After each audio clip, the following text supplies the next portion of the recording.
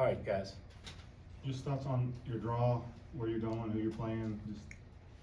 Well, I think it's a hard, everybody's gonna say they have a hard draw. I think we got a hard draw, when you think of Sanford, what have we labored with the most this year? It's teams that shoot a ton of threes, and then we have a hard time making up the difference.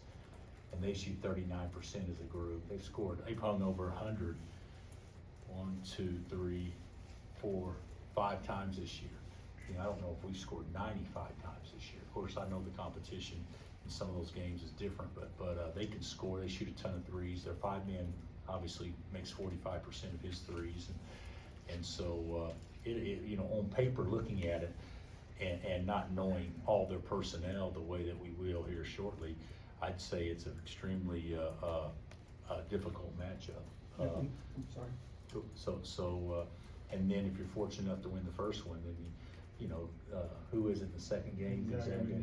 Yeah, and McNeese State's, won 31 games, and Gonzaga's Gonzaga. So yeah, there's nothing easy about the bracket that we're in, but I'm sure other 4 seeds probably feel the same thing in their respective brackets too.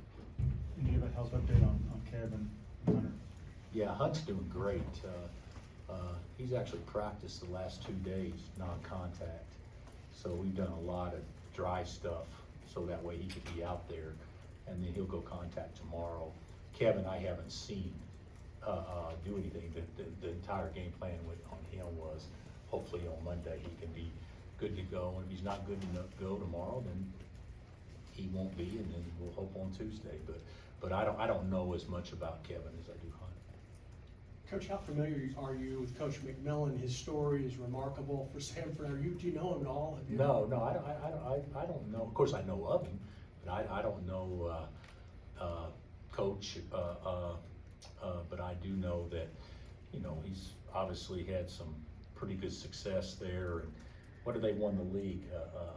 The last 2 years or 3 years? Last 2 years in the tournament this year. Yeah. So yeah, he's done a great job, and they let it fly. So I know one thing, he gives his kids confidence. And one other question, if I may, how frustrating is it, not just for you, but for coaches in general, to build something and then because of injuries at the end of the year where you want to peak, sometimes it can be tough for anybody. Look at Houston with their front court. Yeah, and I don't know how bad Roberts is, but I don't even, did he even play in the second half yesterday after they got behind? Of course, what a win by Iowa State, but and then them losing the freshman early on, that totally, it didn't deplete their front line, but it came close to it, and they're going to have to play small now. But it's tough. That's what depth does. Depth allows you to play through some of those things. What we saw happen to Florida today, even though I didn't see it, I heard about it, was, tragic, and you hate that. You just hate it for everybody. It's certainly more for the individual than anybody else, but it's part of the sport. If Mahomes gets hurt in weeks 16 or 17, it totally changes the outlook for the Chiefs too, and that's just part of it, and you have to play through it. And we've had our fair share this year. I've never had 2 All-Americans both be out at the same time, but I know that we should be much better this week than what we have been. Where did you think they would seed you, and where did you think they would send you, and how do you feel about both of those things?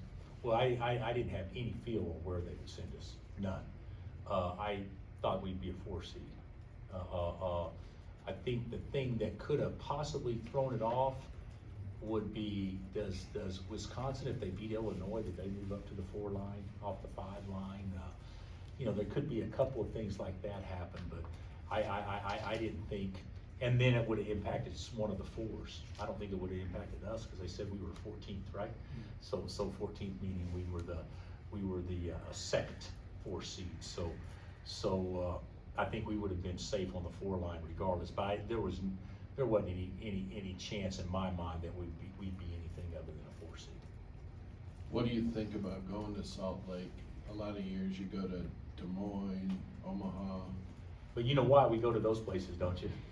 Because we're the highest seed. So we get, they actually send you a letter if you're a 1 seed. Where do you want to go? you know, if you're a 2 seed, where do you wanna go? And we told them where we wanted to go, and 4 seeds don't carry as much weight as the 1 seeds, do, so, I think Salt Lake's fine, you know, we've been there before, it's a fantastic arena, and so I think that's fine. I don't know what the altitude is at Salt Lake, has anybody looked it up yet? And you guys are doing your job, huh? I know when K-State played there, and they played a double or triple overtime game, the first game against Xavier, their coaches talked about how they were just gassed when they had to go play in. But it's not near that much, it's not. 42-65. Yeah, 42 is not 7,000 like Laramie, or it's not like Denver or anything like that. So I remember playing in they could have been gassed because of the double overtime game 2-0, but I remember playing there a couple of years ago, and I don't remember that factoring in to the situation. What was the team's reaction in the room? I think everybody was, you know, were we happy? We're happy that, yeah, our name's called.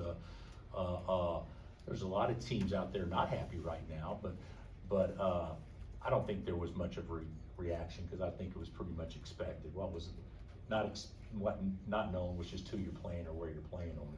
And certainly, you know, Sanford got our attention right off the bat when I started seeing some of their stats and reading it to our guys. You're out early in the Big 12 tournament, or earlier than you used to be now, earlier.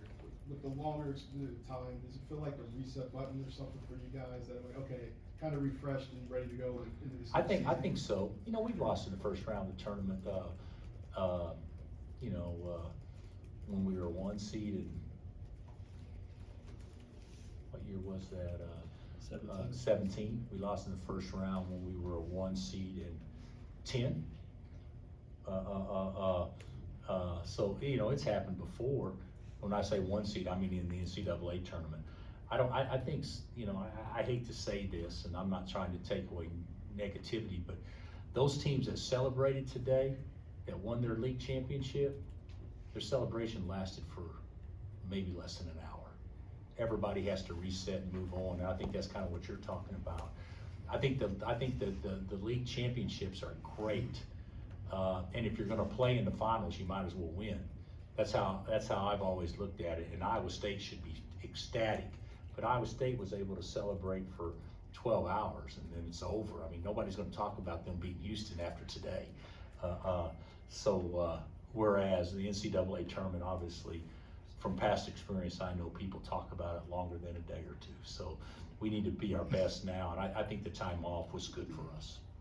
Coach, you played in wasn't it triple overtime game in the championship of the Big 8, and then you had to play Double overtime. Double overtime. How were you 92, guys- I think 92-90. Yeah. How'd that affect you guys Uh, going into the tournament? I don't, Neil, God, I was 22 years old back then. I drank a lot of beer between then and now. I can't remember how it affected us. I know that we lost in the first round in the next game in Corvallis, but I'm not sure it had anything to do with winning that tournament. I think it had more to do with we probably celebrated longer than the 12 hours that was prescribed as the proper amount of time to celebrate. Coach, a couple of teams from the league did not make it that were on the bubble. Obviously, Oklahoma, we saw, I guess, was the first team out, but then also Kansas State. What's your reaction to that? I'm not in on the no, but you know, obviously Oklahoma would have been in if there hadn't been so many upsets yesterday and today. I mean, they were talking, and you guys heard the same thing I did, that 5 teams made the tournament that would not have made it that played in their championship game. So that, you know, that knocks off some people, and usually there's maybe 1 or 2, 3 at the most that happens a year or two. So I feel bad for OU for sure. K-State, obviously, you know, they beat us over at their place this year, and everything. I didn't study it enough to know exactly where they stood, but everything I saw with Oklahoma was they were in until today, and then that's got to be heartbreaking for those kids. As you enter the postseason, you guys have been ranked in the top 10, 12 almost all year. A little bit, you've had it lost 4 out of 5. Where do you stand on this team? How confident are you they can make a run? Oh, I think we can make a run. I think we can still play great basketball. I think we will. think there's been, teams deal with different things that the public will never know the things that you're dealing with because they're all in-house. And so I think with our depth situation, I think some things in-house, some things that have occurred have been magnified to make them maybe a bigger deal than what it actually is. And so I think a chance to reset and get focused and a chance to get more healthy, I think will go a long ways with go a long ways for how we play moving forward. And certainly, we put ourselves in we didn't put ourselves in the best position, but there's a lot of teams out there that would love to be in the position that we're in. Who do you like as a possible national champion? Any obvious favorites?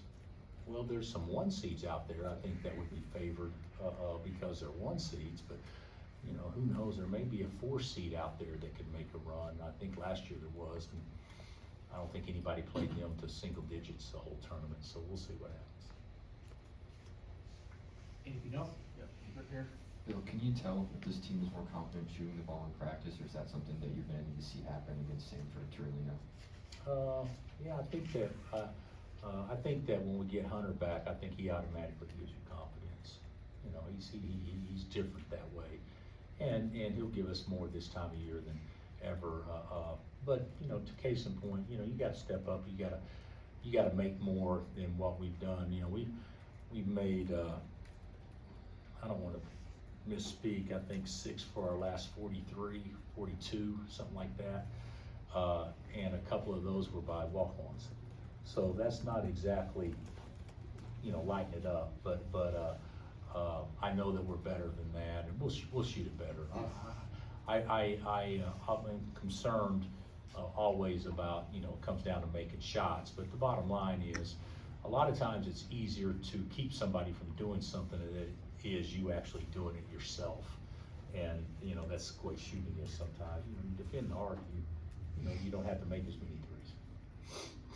You've obviously got a couple guys with national title game experience and that kind of thing, but you've also got 5 or 6 guys that haven't played in the tournament before. Does that factor? Do you have to do different prep for those guys? Obviously freshmen, but Nick also and guys Well, like that. there would be Nick and El Marco and Jamari, Johnny, and Parker. Right. Did Parker? I don't Yeah, I think didn't know Parker if he has did. either, so that's 5 guys. I don't know that we'll prep differently, but we'll certainly show them enough stuff where they'll have a pretty good feel what it's all about. Did you see any extra reaction, especially Nick? He big part of the reason he came here. He wanted to play in the tournament. Yeah, we talked about that a lot yesterday. We had a little team outing yesterday, and we talked a lot about that. And Nick pointed out that was one of the biggest reasons why he came here, was to play in the tournament. I said, well, you can play in it, you can play in it and have it be a lasting memory. The thing about it is, at the end of the season, when it's over, it comes so abruptly for everybody. And what you want to do, you just want to delay that as long as you possibly can. Anything else? Thanks, Coach.